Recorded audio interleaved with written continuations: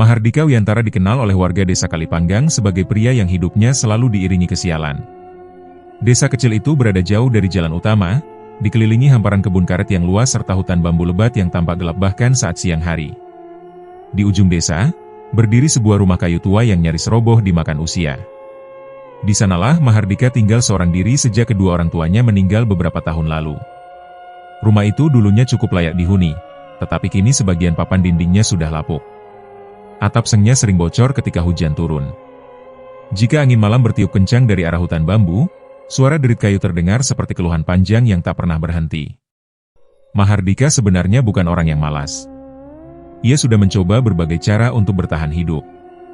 Sawah kecil miliknya yang terletak di pinggir desa telah ia garap selama bertahun-tahun. Namun entah mengapa hasil panennya selalu gagal. Kadang tanaman padi diserang hama tikus, kadang tiba-tiba mengering sebelum waktunya dipanen. Ia juga pernah mencoba beternak kambing.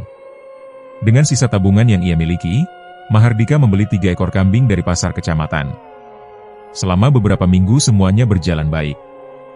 Namun suatu pagi ia menemukan kambing-kambing itu tergeletak mati di kandang tanpa luka sedikit pun. Warga desa hanya menggeleng heran ketika mendengarnya. Tidak berhenti di situ, Mahardika mencoba peruntungan lain dengan menebang bambu dan kayu dari hutan untuk dijual kepada tengkulak dari kota. Tetapi usaha itu justru membuatnya semakin terpuruk. Tengkulak yang ia percaya ternyata membayar jauh lebih murah dari harga seharusnya. Semakin lama, hutang Mahardika semakin menumpuk. Beberapa orang penagih mulai datang ke rumahnya. Mereka tidak segan mengetuk pintu keras-keras bahkan saat malam hari. Salah seorang di antaranya pernah mengancam akan mengambil tanah warisan orang tuanya jika Mahardika tidak segera melunasi hutang. Ancaman itu membuat Mahardika sering duduk termenung sendirian di pematang sawah setiap sore. Di desa yang sama tinggal seorang janda bernama Sulastri Handayani. Rumahnya kecil dan sederhana, berdiri di pinggir desa tidak jauh dari jalan menuju hutan bambu. Sejak suaminya meninggal karena kecelakaan di hutan beberapa tahun lalu, Sulastri hidup sendiri tanpa keluarga. Berbeda dengan kehidupan Mahardika yang selalu diliputi kesialan, Sulastri dikenal sebagai perempuan yang baik hati. Ia sering membantu tetangga yang membutuhkan. Kadang ia membagikan hasil kebun kecilnya kepada warga sekitar. Beberapa kali Sulastri juga pernah memberikan sepiring nasi kepada Mahardika ketika melihat pria itu pulang dari sawah dengan wajah lelah. Namun Mahardika jarang berbicara panjang dengannya. Rasa malu membuatnya hanya mengucapkan terima kasih singkat sebelum kembali ke rumahnya. Suatu malam yang sunyi, Mahardika duduk sendirian di pematang sawahnya. Angin dari arah hutan bambu membawa hawa dingin yang menusuk tulang. Bulan tertutup awan tipis, membuat desa terlihat lebih gelap dari biasanya. Saat itulah seseorang tiba-tiba berdiri di belakangnya. Seorang lelaki tua dengan wajah keriput dan mata tajam yang sulit ditebak usianya. "Mahardika Wiyantara," ujar lelaki itu pelan. Mahardika terkejut. Ia tidak pernah melihat lelaki itu sebelumnya. Lelaki tua itu memperkenalkan dirinya sebagai Jayantaka. Dengan suara tenang, ia mulai menyebutkan hal-hal yang membuat Mahardika merinding.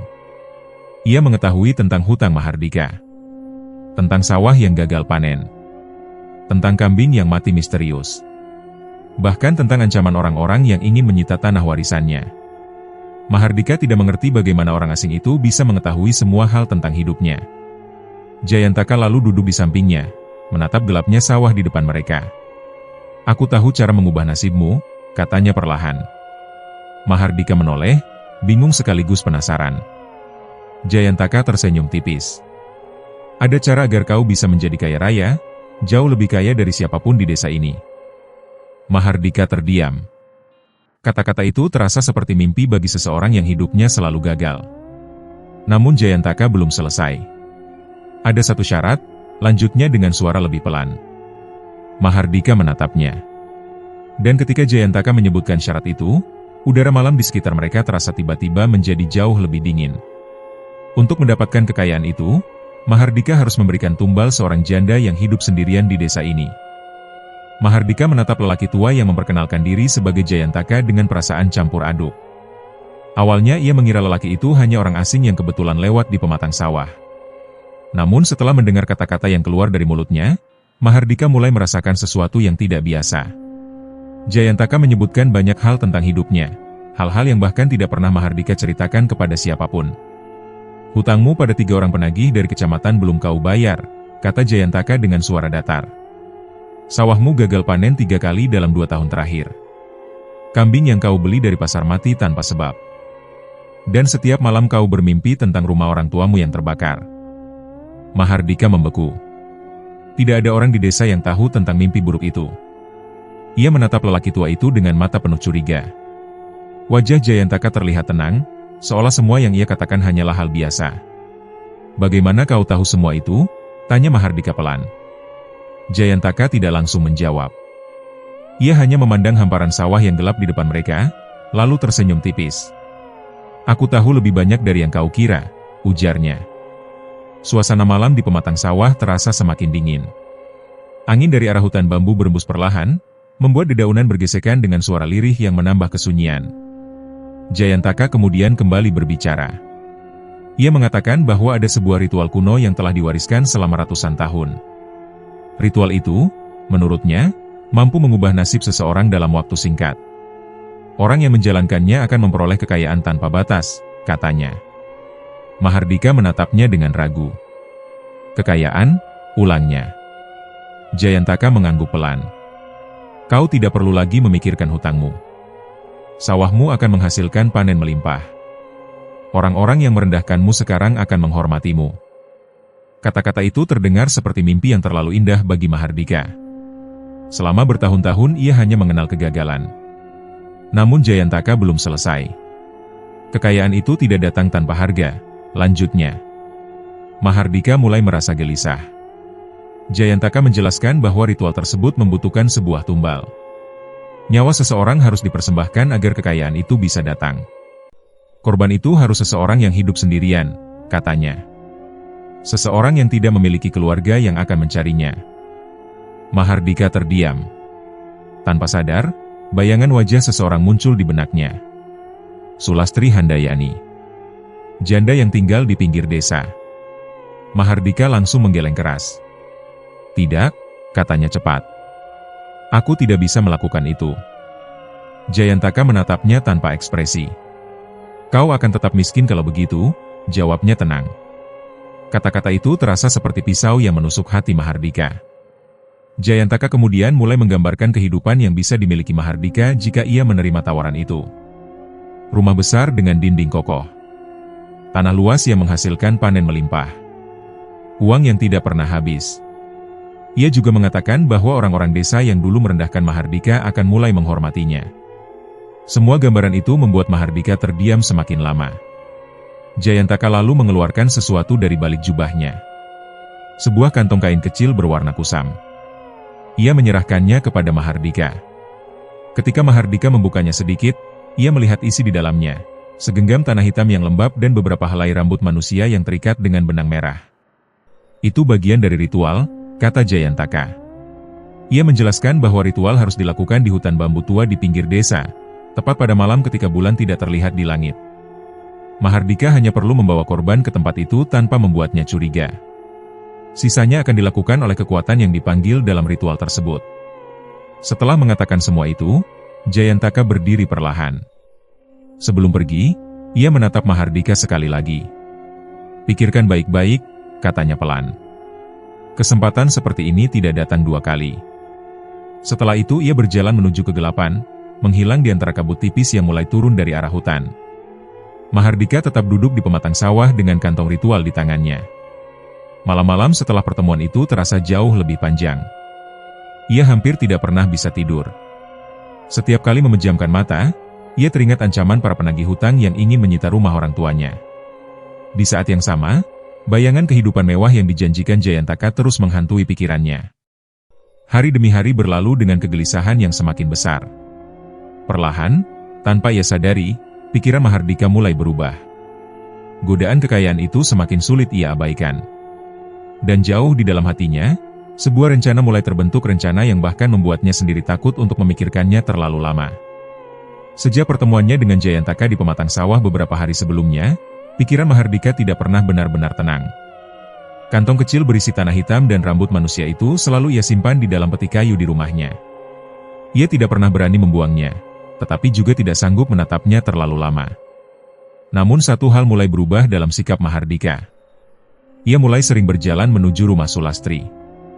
Rumah kecil itu berdiri di pinggir desa, tidak jauh dari jalan tanah yang mengarah ke hutan bambu. Halamannya sederhana, hanya ditumbuhi beberapa pohon pisang dan tanaman cabai yang dirawat dengan rapi. Suatu pagi Mahardika datang dengan alasan sederhana. "Aku melihat dinding rumahmu mulai rapuh," katanya sambil menunjuk papan kayu yang terlihat retak di bagian sudut rumah. Sulastri menoleh dan tersenyum kecil. "Iya, sudah lama juga belum diperbaiki," jawabnya. Mahardika menawarkan bantuan. Ia mengatakan bahwa ia masih memiliki beberapa papan kayu yang bisa dipakai untuk memperkuat dinding itu. Sulastri tidak menolak. Hidup sendirian membuatnya harus melakukan semua pekerjaan rumah sendiri, dan bantuan Mahardika terasa sangat berarti. Sejak hari itu, Mahardika semakin sering datang. Ia membantu memperbaiki bagian dinding yang lapuk, mengganti beberapa papan yang hampir roboh. Kadang ia juga memperbaiki atap rumah yang mulai bocor. Sulastri mulai terbiasa dengan kehadiran Mahardika. Pada sore hari mereka sering duduk di teras rumah sambil berbincang ringan. Sulastri biasanya menyiapkan teh hangat, sementara Mahardika bercerita tentang pekerjaannya di sawah. Beberapa warga desa mulai memperhatikan kedekatan mereka. Saat Mahardika berjalan pulang suatu sore, dua orang tetangga sempat berbisik satu sama lain. "Sepertinya Mahardika ingin meminang Sulastri," ujar salah seorang dari mereka. Kabar itu perlahan menyebar, meskipun tidak pernah ada pembicaraan langsung tentang hal tersebut. Mahardika sendiri tidak pernah membantah anggapan itu. Sebaliknya, ia memanfaatkan kepercayaan yang semakin tumbuh di antara mereka. Ia mulai membantu lebih banyak pekerjaan di rumah Sulastri. Kadang ia memotong kayu bakar di halaman belakang. Kadang ia membantu menimba air dari sumur yang cukup dalam. Sulastri merasa sangat terbantu. "Kalau tidak ada kamu, mungkin rumah ini sudah lama rusak," katanya suatu sore dengan tulus. Mahardika hanya tersenyum tipis.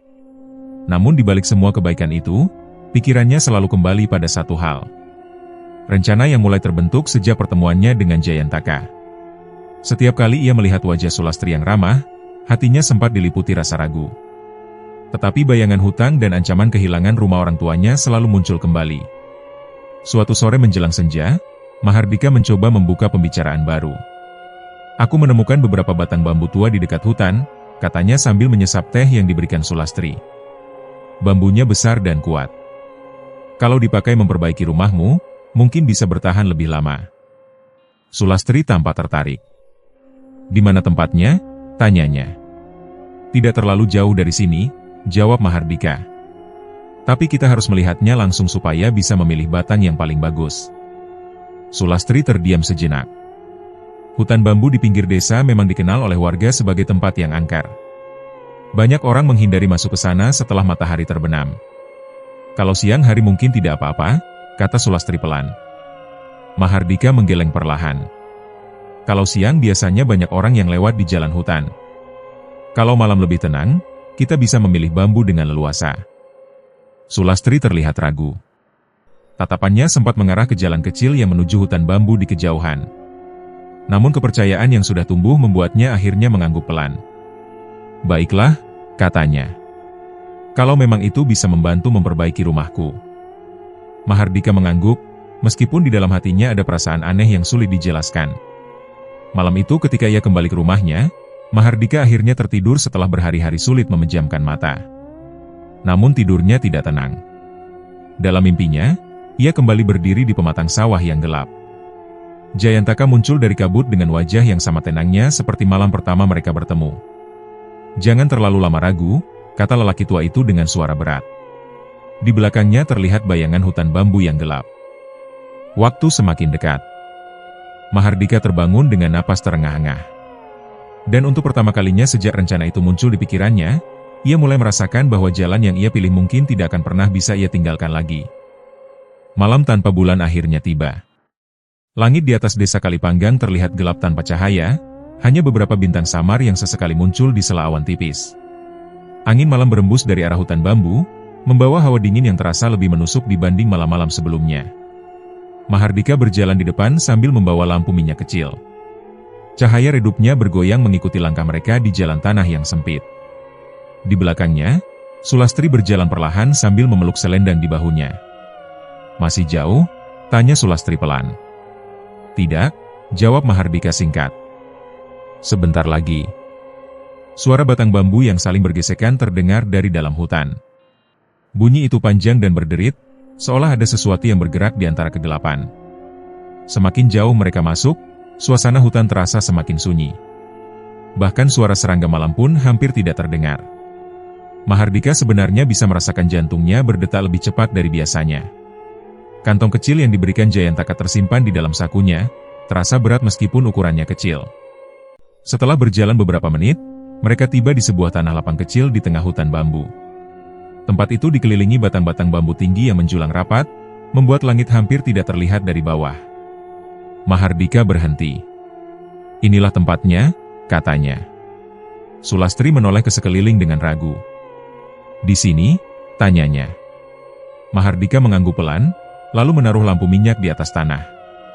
Cahaya redupnya membuat bayangan bambu terlihat bergerak di permukaan tanah yang lembab. Ia kemudian berlutut dan mulai menggali tanah dengan tangan. Sulastri memperhatikan dengan bingung. Bukankah kita mau mencari bambu? Tanyanya. Mahardika tidak langsung menjawab. Tangannya terus menggali hingga lubang kecil terbentuk di tanah. Setelah itu ia mengeluarkan kantong ritual dari sakunya. Ketika kantong itu dibuka, tanah hitam di dalamnya terlihat lebih gelap dibanding tanah di sekitarnya. Mahardika menuangkannya ke dalam lubang. Lalu dengan suara pelan, ia mulai mengucapkan mantra yang pernah diajarkan Jayantaka. Kata-katanya terdengar asing dan berat, seperti bahasa yang tidak pernah didengar sebelumnya. Sulastri mulai merasakan sesuatu yang aneh. Mahardika, katanya perlahan. Namun Mahardika tidak berhenti. Mantra itu terus keluar dari mulutnya, semakin cepat dan semakin berat. Angin di dalam hutan bambu tiba-tiba bertiup lebih kencang. Batang-batang bambu saling bergesekan, menghasilkan suara panjang yang membuat bulu kuduk berdiri. Sulastri melangkah mundur satu langkah. Apa yang kau lakukan? Tanyanya dengan suara bergetar. Mahardika tetap menunduk. Pada saat itulah Sulastri akhirnya menyadari sesuatu. Mereka tidak datang ke hutan untuk mencari bambu. Semua ini bukan kebetulan. Semuanya sudah direncanakan. Namun ketika ia mencoba berbalik untuk pergi, suasana di sekitar mereka tiba-tiba berubah. Kabut hitam mulai muncul dari sela-sela batang bambu. Kabut itu bergerak perlahan, seperti sesuatu yang hidup. Angin berhenti mendadak. Suasana menjadi sangat sunyi. Mahardika akhirnya mengangkat kepalanya. Wajahnya pucat, tetapi ia tidak menghentikan mantra yang terus keluar dari mulutnya. Kabut hitam semakin tebal. Sulastri mundur beberapa langkah dengan napas panik. Mahardika, hentikan, teriaknya. Namun semuanya sudah terlambat. Tanah di bawah kaki mereka terasa bergetar halus. Kabut itu mulai berputar di tengah tanah lapang. Suara yang aneh terdengar dari dalam kegelapan, suara yang tidak terdengar seperti manusia. Jeritan Sulastri memecah kesunyian hutan malam itu. Suara itu menggema di antara batang-batang bambu, lalu perlahan menghilang di telan kabut hitam. Beberapa saat kemudian semuanya kembali sunyi. Kabut perlahan menghilang. Tanah lapang itu kembali terlihat seperti semula. Mahardika berdiri sendirian di tengah tempat ritual. Napasnya berat dan tubuhnya gemetar. Dari balik bayangan bambu, seseorang perlahan melangkah keluar. Jayantaka. Lelaki tua itu berdiri dengan wajah tenang seperti biasa. Ia menatap Mahardika beberapa saat, lalu tersenyum tipis. Perjanjian telah terjadi, katanya pelan. Mahardika tidak menjawab. Ia hanya berdiri membeku. Jayantaka melanjutkan dengan suara yang dalam. Mulai saat ini, kekayaan akan datang kepadamu. Angin malam kembali berembus perlahan di antara bambu. Namun sebelum menghilang ke dalam kegelapan, Jayantaka menambahkan satu kalimat terakhir. Namun ingat satu hal. Matanya menatap tajam ke arah Mahardika. Perjanjian ini tidak boleh dilanggar. Beberapa minggu setelah malam di hutan bambu itu, desa mulai dipenuhi kabar tentang hilangnya Sulastri Handayani. Awalnya warga mengira janda itu hanya pergi ke desa lain untuk bekerja atau mengunjungi kerabat jauh. Namun hari demi hari berlalu tanpa kabar apapun darinya. Rumah kecilnya tetap kosong, pintunya terkunci, dan halaman rumahnya mulai dipenuhi daun-daun kering yang gugur dari pohon mangga tua di samping rumah. Beberapa warga akhirnya melaporkan ke kepala desa. Pencarian dilakukan di sekitar hutan bambu, ladang karet, hingga sungai kecil di ujung desa. Beberapa pemuda desa bahkan membawa anjing pelacak milik seorang warga yang biasa berburu di hutan. Namun pencarian itu tidak menemukan apapun. Tidak ada jejak kaki.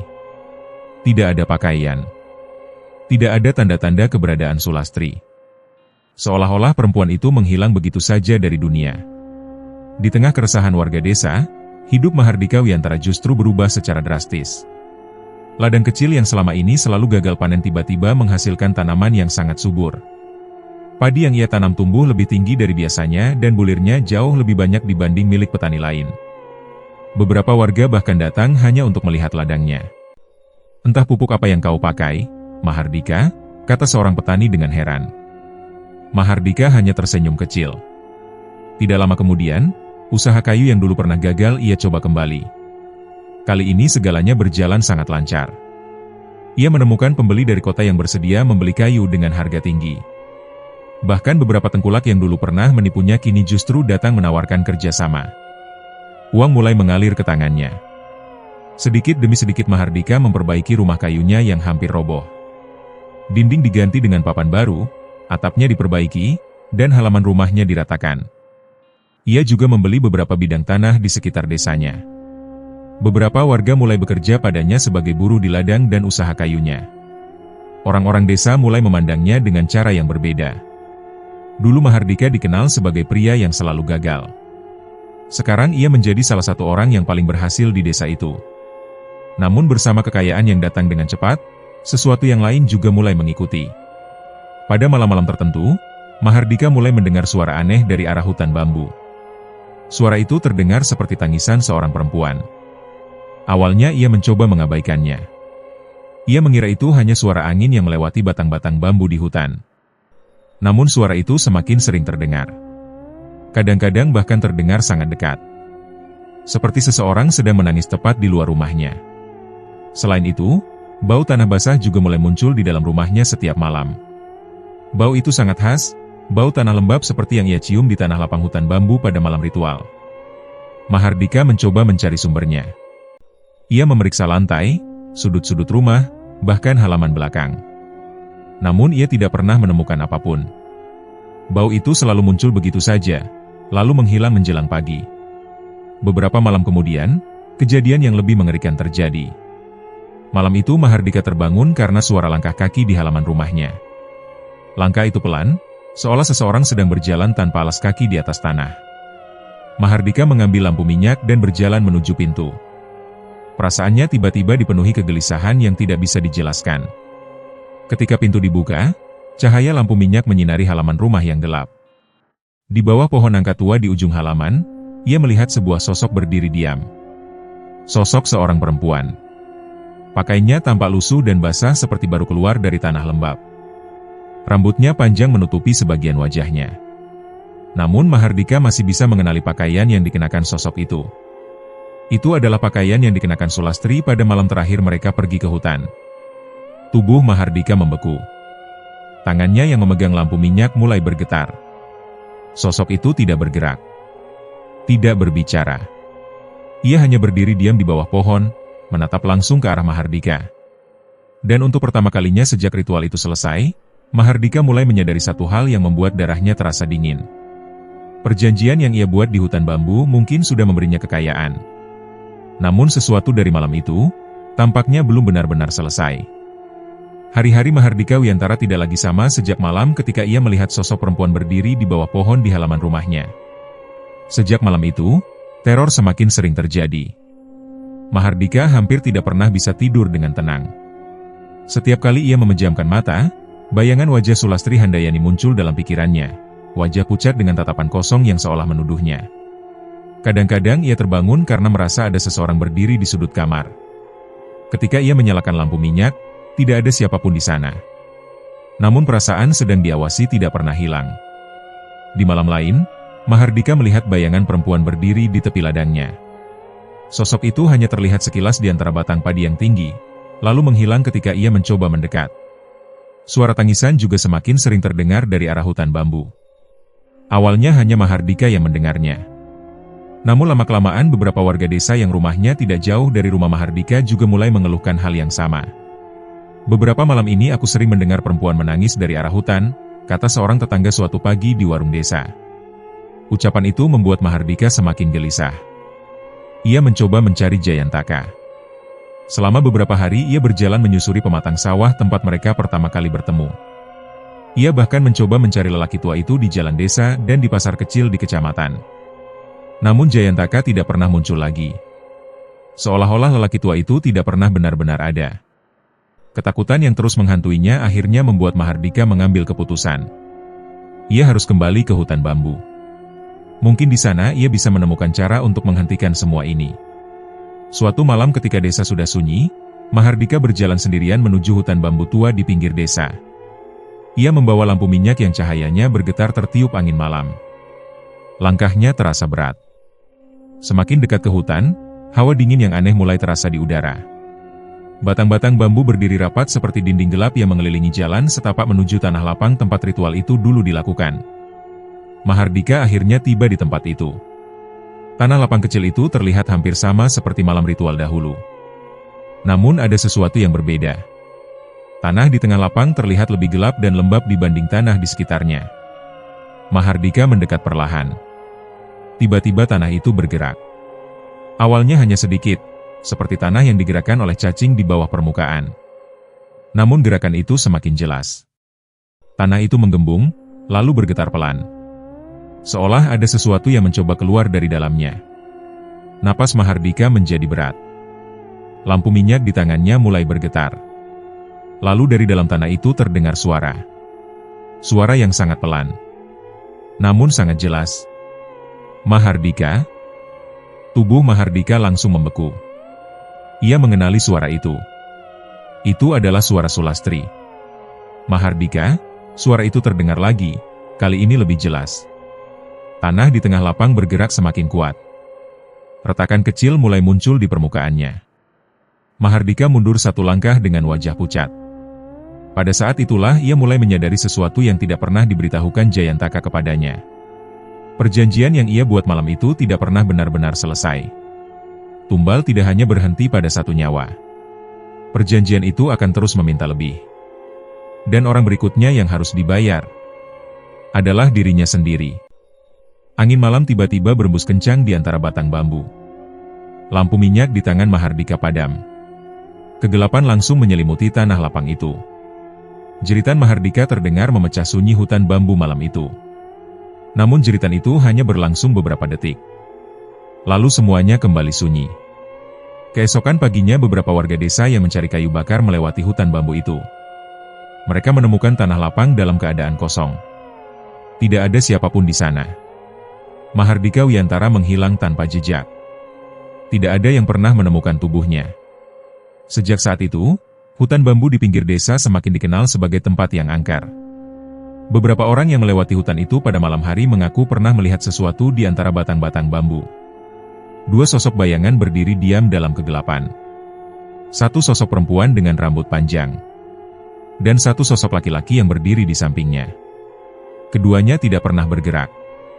Hanya berdiri menatap siapapun yang berani melewati hutan itu. Seolah dua arwah yang kini terjebak di sana. Untuk selamanya.